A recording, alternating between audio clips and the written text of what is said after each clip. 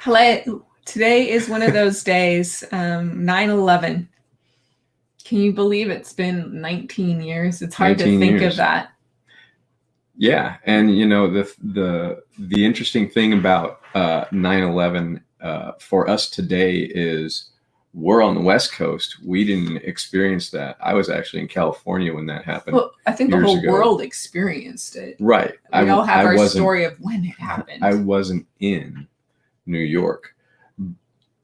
Interesting enough, though, today the West Coast is a little bit on fire, and so there's wildfires going everywhere. And so we're thinking about today as this idea of taking a moment to see if the people that you know were affected by 9/11, how they're doing, and taking a moment for the people around the West Coast that you know, how they're doing. Are they affected by the fires? Or the hurricane recently down south. The hurricane, yeah. And so it's really about thinking about how people are doing and really stepping back from the go, go, go and rush of seeking success and focusing on career or focusing on whatever you're doing to build your little empire. We talk about generating success all the time, but today is kind of, we're really thinking about how our friends are doing that are evacuating and how all of the different people are being affected by the smoke. I mean, if you look out our window, I'm finding myself over the last 3 days looking out my window because I can't see. It's so smoky outside. We're not near the fires. We're totally okay. Well, I mean, we're 2 cities away from the fires. So, we've reached out to friends and, hey, if you need our extra room, it's available. Cats are welcome. Within reason. But yeah, and so we've been talking to different friends who live in New York, and I was having a conversation about what it was like for her yesterday, because she was about 3 blocks away from when 9/11 went down, and she says that the smell was amazing. And then we were talking to another friend of ours this morning, or listening to them on a Facebook Live, talking about that same smell that was very, very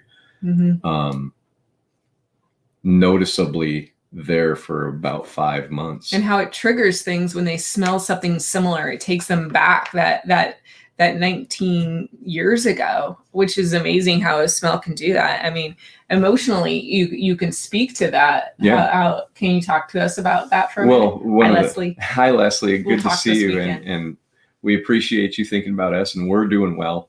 Although Oregon is kind of having fires, like we said.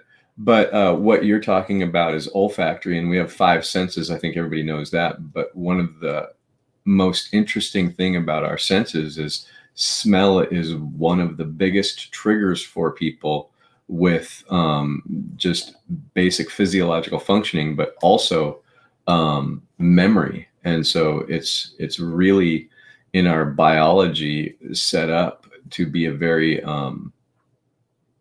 help us to protect ourselves. And so when there's a certain smell of some sort, we actually react with that disgust kind of idea to keep ourselves safe. But then also when there's trauma involved and a certain smell is connected to that trauma or a dramatic event, I said dramatic, by the way, not necessarily traumatic, but whenever it brings our emotions up, it locks in really, really strongly that incident, that memory, that existential kind of experience.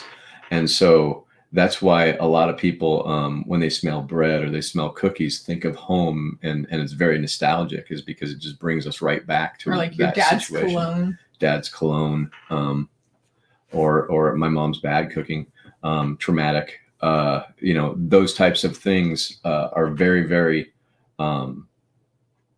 triggering for people. And so just it's really interesting. And for me, I mean, I used to go camping, and so when I go outside and the fires are here, it's really weird because I know it's not a good situation, but it also reminds me of camping and campfires when I was younger.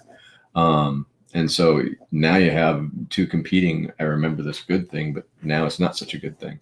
And so just taking a moment checking in with yourself and really identifying what's going on with you and how you can be present in the moment in your life the way you need to be to take care of the things that are important, but also take a moment to really think about how other people are doing. And if you are conducting business, if you are doing those types of things, really think about where that other person might be in the moment. They might have somebody evacuating. They might have lost people in whatever tragedy today's really thinking about the 9/11 tragedy and how we know a lot of people in New York and on the East Coast that were really affected by that.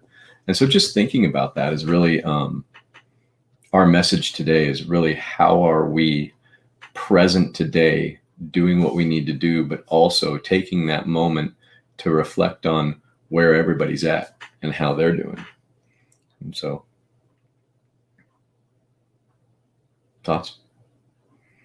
No, I think it's important for us to always take a moment. I certainly am taking a moment.